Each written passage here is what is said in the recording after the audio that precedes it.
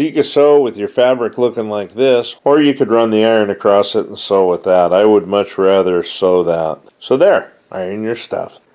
A while back I ditched my laptop in favor of this Chromebook. Really good for working, really small, really portable. The problem with it is I put it in my backpack and I get crud up inside of here because crud invariably finds its way into my backpack. So what I thought would be really cool, kind of a manly sewing project, would be to make a sleeve that would go around my Chromebook and protect it from crumbs and wayward bits of debris in my backpack. If you're interested in doing this project, I'm going to put the dimensions up on here and you can kind of follow along and see how we make a sleeve for this guy. It's going to be a lot of fun. Yeehaw, man.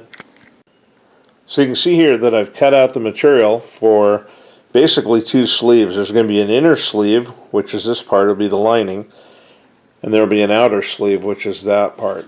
I had some leftover upholstery fabric and some lining fabric from a bag project we recently did.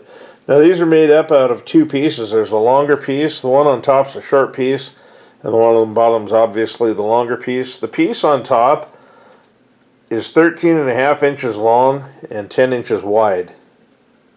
The bottom piece, the longer piece, is 16.5 inches long and 10 inches wide. And it's the same for both sets. So I've got that piece there. It's going to ultimately end up on the outside. It's a kind of neat upholstery fabric. It's got this weird green to it. It's kind of bright colored. I don't know. I kind of like it. It's cool looking. And then I've got this stuff for the inside, which will be up against the Chromebook. This won't protect it from any bumps or bangs, but it will protect it from just crud getting in there. You can see I've got the right sides together. I've got them pinned together down the side. Across the bottom, both of them are the same way. This one, again, the right sides are together. Got the pretty side on the inside of the bag there. Blander side on the outside.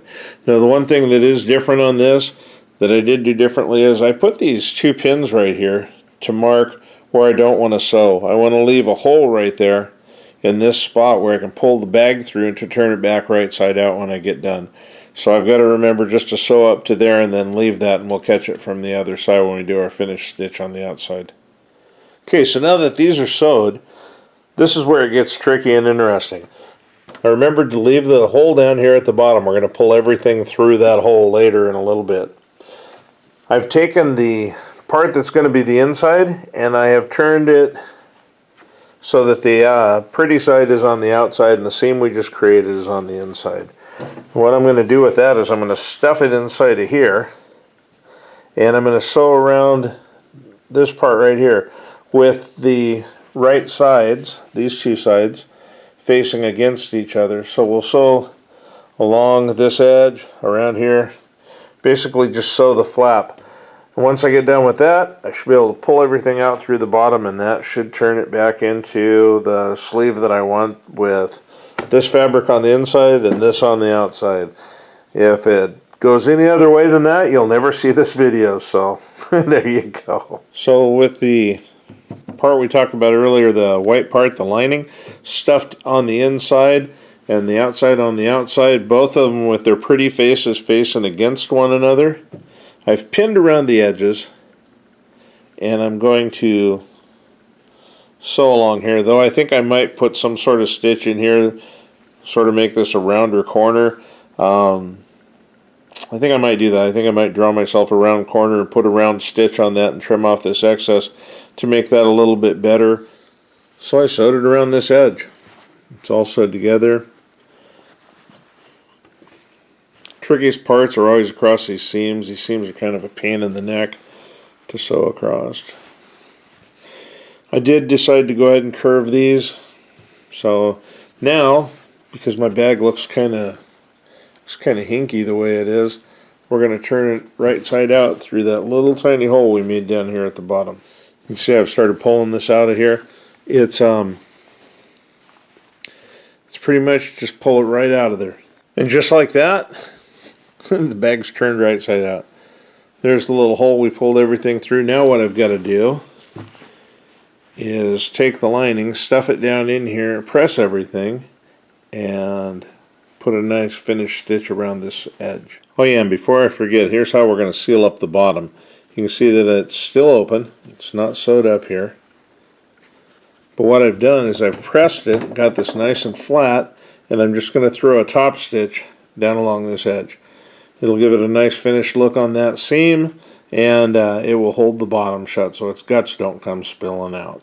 Boy, it sure looks like a bag. You could probably stuff your Chromebook right in there, but what I did was I went around and pressed this, and I've pinned it back. I want to try and control that edge. I really like how it looks that way. I don't want to see this fabric from the outside, so I want to leave just a little bit of a relief on that. And one of my goals for this year is to try and get better at doing stuff like this. So, okay, I sewed around this edge. It looks real nice. Look at that. Isn't that sweet? Nice and crisp. It's not done yet, though.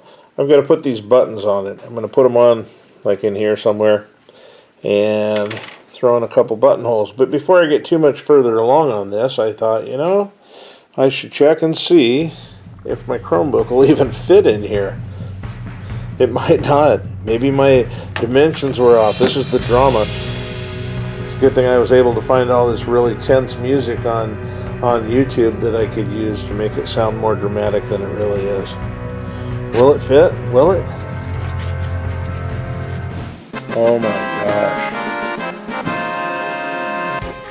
We now have a sleeve. So that's it. That's how you make one of these. Pretty simple, really. It's just the turning it inside out. And if you can find some fabric like this, that's really cool. I like that fabric. It's upholstery fabric for I don't know what. Probably something from the 50s or 60s. Anyway, pretty cool stuff. And there you go. I put some buttons on it.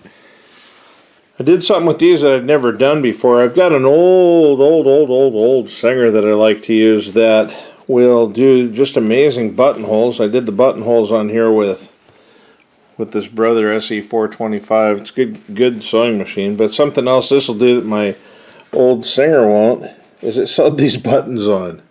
It actually sewed the buttons on there. That's amazing. I had read that it would do it, but I had never seen it do it, so I did it. Anyway, there you go. I've got my Chromebook inside. You can see here. You know, I think this will be a good travel companion for it. It'll keep it from getting scratched up, banged up, protect it from getting crumbs and all sorts of other crap out of my backpack in it. So there you go, and that's how you make one. You got any questions, let me know. I'd be happy to share what I learned from it with you. Anyway, this is really cool, and I really like it. I'm going to dig the heck out of this. Okay, so the honeymoon period's over. I've had this for a few days. I've been using it. I really like it. Everything on it works the way I think it should. This weird seam at the bottom, you might not like that. I mean, I'm looking at it now, and I suppose it provides a little padding for the little computer inside. But what I should have done was made my hole to turn it inside out right here, because I was going to put a top stitch down this anyway, and it wouldn't have shown. So, I mean, that's really about my only complaint with it. It's plenty sturdy. Protects my little computer really nice, and didn't cost me nothing because I made it out of some old scraps of fabric. So there you go. That's my 2 cents worth. Peace.